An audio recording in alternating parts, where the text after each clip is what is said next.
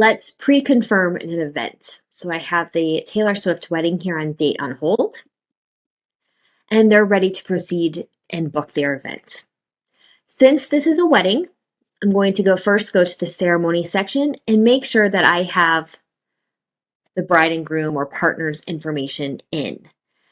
Typically, this will be entered through the sales process, but we want to make sure it's here. So I'm going to go ahead and enter what I need.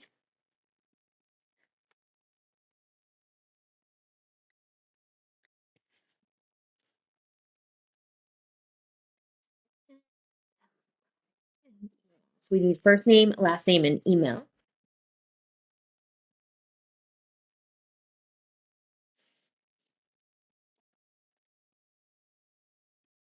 Hit save.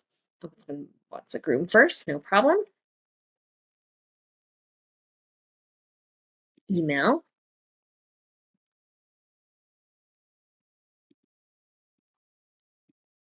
Now it's going to ask if I want to add them as the customer. Yes. So I used a different email address for the bride here. So let me copy that so it's the same so we can link it. And that was just because it was a test inquiry I had. So we want to make sure those match, because when they match, we hit save here, it knows it's already in the customer.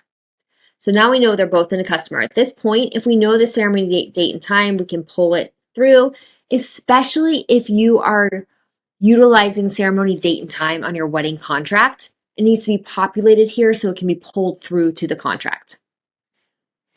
Okay, and in the people section, we have them both in here. Perfect, ready to go. I'm going to turn off this email only because it's a fake email. So we just want to make sure that we're not sending bad emails. Okay, so I'm going to proceed forward with creating the contract. So I stopped by ceremony, made sure I had the partners' names in because that's where the partner names are being pulled to fill those tokens, so those mail merge fields that are in the contract. And now I'm going to go Actions, Pre-Confirm. Now by doing this, this opens up a 4-step pre-confirmation process. This puts me between two statuses. So I'm currently on Date-on-Hold, and I'm moving it to confirm pending. So I'm currently in no man's land, which means this isn't going to save. I need to go through all 4 steps. Once you learn the process, it takes 2 minutes. It's not a big deal, but just keep that in mind that it's not going to save. I want to make sure that the information from the sales process is being pulled through correctly. So a lot of this may have been updated, or I can update it here. So wedding, yes. Drinks package, food package that they are selecting, payment plan, standard wedding. Timeline is going to be the traditional wedding, email. So this is the welcome email. This is the template being sent to have them log into the portal for the first time, set up their password, and accept the terms and conditions. Using guest lists, yes. For this event, I want the guest list used. I want to know who the guests are because we're doing a traditional seated 3-course, so I need to know who the guests are so we can make meal choices. I also want them to use a seating plan. That enables a seating plan. Tasting allowed? Yes. Now, if typically you have tastings allowed, but you've negotiated a lower price and you've taken tastings off the table, you can turn it off here for this event. Gratuity, I'm going to disable it. And allow additional evening guests, yes, and allow guest types. They've told me they wanted a black tie. They don't want any mention of children. So I'm going to pop the children off. Convert charges to invoices, no, because it's an individual. Allow bar section, yes. And these are just the estimates. They're estimating 200 guests. Now, here's where we're going to be breaking down the prices.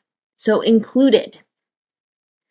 So they're paying for $180. Each additional adult is going to be $150. And this is based off of the drink package and the food package that they had selected.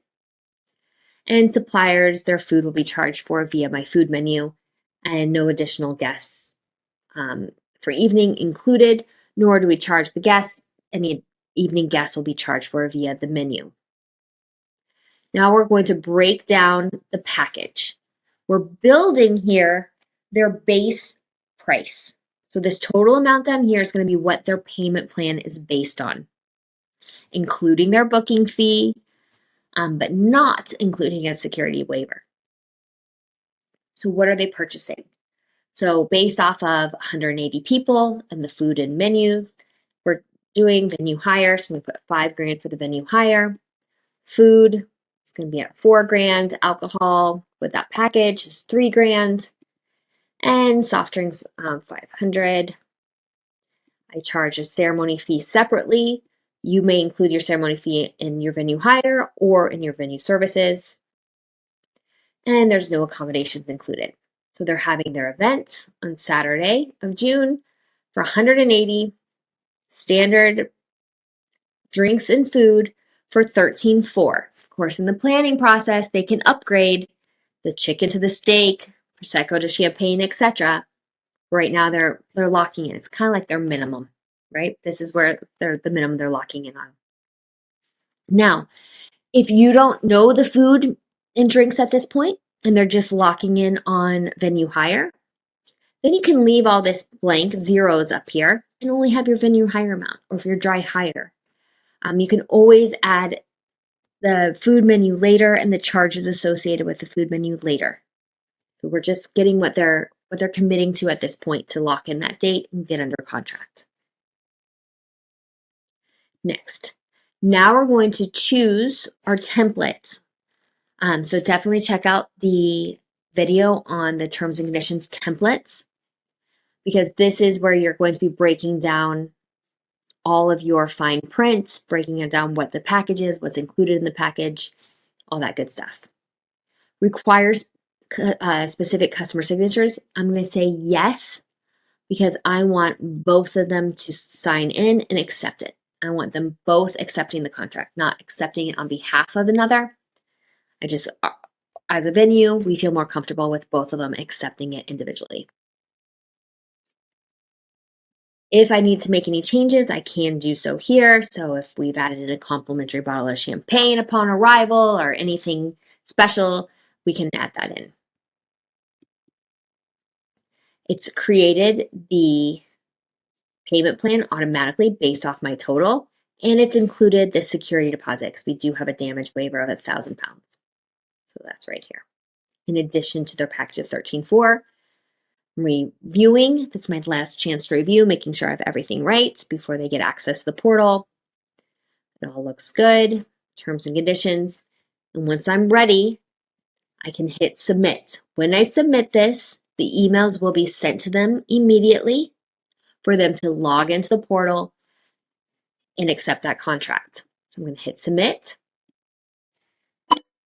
It is now confirmed pending. At this point, from the portal, they can access the terms and conditions. So they'll be able to go in, read them, and they'll have an accept button just like this with 2 clicks for each of them, because you can see that both of them are pending. When both have accepted, then it flips to accepted. You can receive an activity, and they can go into the transactions and they can see that they have 2 installments due today. Installment 1 is due because we're only 6 months out. And then the booking deposit. So they can go ahead and pay those.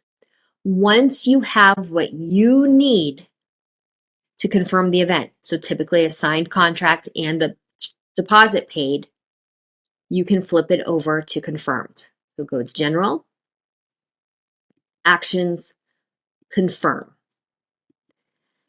This gets them to confirmed.